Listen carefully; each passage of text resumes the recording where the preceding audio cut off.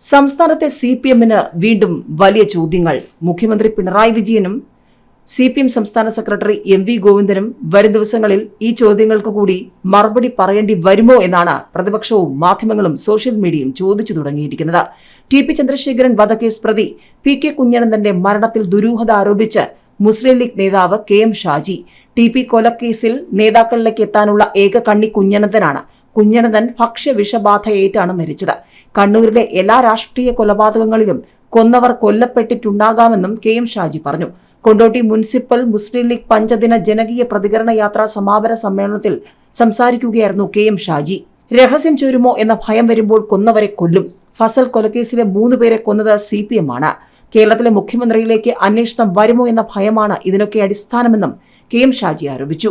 ഏതായാലും ഒരു വ്യാഴവട്ടക്കാലം പിന്നിടുന്ന നിയമയുദ്ധം. TP ചന്ദ്രശേഖരൻ വധക്കേസിലെ അന്വേഷണവും നിയമ നടപടികളും തുടങ്ങിയിട്ട് ഒരു വ്യാഴവട്ടമാകുമ്പോഴാണ് ഹൈക്കോടതിയുടെ നിർണായക വിധിയും പോയ ദിവസങ്ങളിൽ വന്നത്. അന്വേഷണം CPM നേതൃത്വത്തിന് നേരെ തിരിഞ്ഞത് കേരള രാഷ്ട്രീയത്തെ പ്രകമ്പനം കൊള്ളിച്ച വഴിത്തിരിവുകളായിരുന്നു.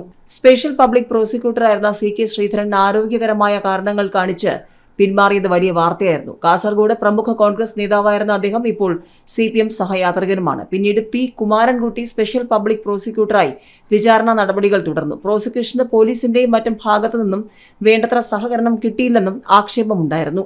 TP ചന്ദ്രശേഖരൻ വധക്കേസിൽ വിചാരണ കോടതി വിധിവെന്ന 10 വർഷത്തിനു ശേഷമാണ് CPM മുൻ ഒഞ്ചിയം ഏരിയ കമ്മിറ്റി അംഗം KK കൃഷ്ണൻ, കുന്നോത്തുപറമ്പ് മുൻ ലോക്കൽ കമ്മിറ്റി അംഗം ജ്യോതി ബാബു എന്നിവർക്ക് കുരുക്ക് വീണത്. വിചാരണ കോടതി വെറുതെ വിട്ടവർക്കെതിരെ KK രമ നൽകിയ അപ്പീലാണ് ഇവരെ ഹൈക്കോടതി കുറ്റക്കാരായി കണ്ടെത്തിയത്. ഇതോടെ TP കേസിൽ ഗൂഢാലോചന കുറ്റം ചുമത്തപ്പെട്ട 7 പേരിൽ 5 പേരും കുറ്റക്കാരായി. അന്വേഷണ സംഘം സമർപ്പിച്ച കുറ്റപത്രത്തിൽ കൃഷ്ണൻ 10ാം പ്രതിയായിരുന്നു. ജ്യോതി ബാബു 12ാം പ്രതി. ഇവർ ഉൾപ്പെടെ 7 ആളുടെ പേരിലാണ് അന്വേഷണ സംഘം ഗൂഢാലോചന ചുമത്തിയത്. മുഖ്യമന്ത്രി പിണറായി വിജയന്, സംസ്ഥാന സർക്കാരിന്, CPM-ന് വീണ്ടും ചോദ്യങ്ങൾ. CPM-ന് വലിയ തിരിച്ചടി. TP ചന്ദ്രശേഖരൻ വധക്കേസ് പ്രതികളുടെ ശിക്ഷ ശരിവച്ച് ഹൈക്കോടതി 2 പേരെ വെറുതെ വിട്ടത് റദ്ദാക്കി. നല്ല വിധിയെന്നും തെളിഞ്ഞത് CPM പങ്കെന്നും P മോഹനൻ അടക്കമെതിരെ പോരാട്ടം തുടരുമെന്നും KK രമ വ്യക്തമാക്കിയിരിക്കുകയാണ്. TP ചന്ദ്രശേഖരൻ വധക്കേസിൽ പ്രതികളുടെ ശിക്ഷ ശരിവച്ച് ഹൈക്കോടതി 2 പേരെ വെറുതെ വിട്ട വിചാരണ കോടതി നടപടി റദ്ദാക്കുകയും ചെയ്തു. KK കൃഷ്ണൻ, ജ്യോതി ബാബു എന്നിവരെ വെറുതെ വിട്ടാണ് റദ്ദാക്കിയത്. പ്രതികളും സർക്കാരും TPയുടെ ഭാര്യ KK രമ MLA നൽകിയ അപ്പീലുകളാണ് justice AK Jayashankar Nambiar, justice Kauser Edappagath എന്നിവർ ഉൾപ്പെട്ട ഡിവിഷൻ ബെഞ്ച് പരിഗണിച്ചത്.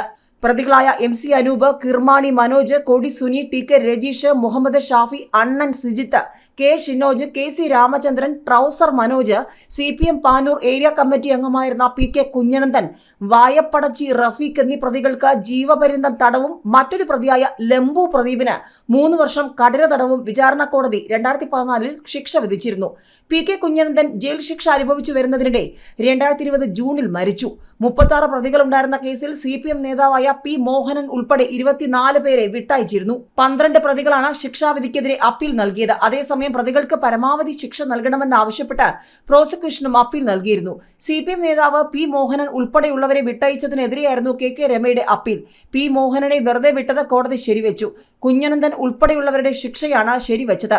2012 മെയ് 4-ന് RMB സ്ഥാപക നേതാവായ TP ചന്ദ്രശേഖരനെ വടകരയ്ക്കടുത്ത് വള്ളിക്കാട് അക്രമി സംഘം ബോംബെറിഞ്ഞ് വീഴ്ത്തിയ ശേഷം വെട്ടിക്കൊലപ്പെടുത്തുകയായിരുന്നു. ചന്ദ്രശേഖരൻ CPM-ൽ നിന്ന് വിട്ടുപോയി തന്റെ സ്വദേശമായ ഒഞ്ചിയത്ത് RMB എന്ന പേരിൽ പുതിയ പാർട്ടി ഉണ്ടാക്കിയതിന് പകരം വീട്ടാൻ CPM-കാരായ പ്രതികൾ കൊല നടത്തിയെന്നാണ് പ്രോസിക്യൂഷൻ കേസ്. TP ചന്ദ്രശേഖരൻ വധക്കേസിൽ 10 പ്രതികളുടെ ശിക്ഷ ശരിവെച്ച ഹൈക്കോടതി വിധി നല്ല വിധിയെന്ന KK രമ അഭിപ്രായം പറഞ്ഞതിനാണ് പാർട്ടി ആലോചിച്ച് TPയെ വെട്ടിക്കൊന്നത്. CPM-ന്റെ പങ്കാണ് കോടതിയിൽ തെളിഞ്ഞിരിക്കുന്നത്. P മോഹനൻ അടക്കമുള്ളവരുടെ പങ്ക് തെളിയിക്കാൻ നിയമ പോരാട്ടം തുടരുമെന്നും കൊലയാളികൾക്ക് വേണ്ടിയാണ് പാർട്ടി നിലകൊണ്ടതെന്നും രമ പറഞ്ഞു. വളരെ ഗൗരവമായി തെളിവുകൾ പരിശോധിച്ച കോടതി എല്ലാ വിശദാംശങ്ങളും പരിശോധിച്ചാണ് വിധി പറഞ്ഞത് എന്ന പ്രോസിക്യൂഷനും കൂട്ടിച്ചേർത്തു. ഗൂഢാലോചന കേസിൽ ഇത്രയും അധികം പേർ ശിക്ഷിക്കപ്പെട്ട കേസ് ഉണ്ടാവില്ല. TPക്കെതിരെ പരസ്യമായി ഭീഷണി മുഴക്കിയ ആളാണ് KK കൃഷ്ണൻ.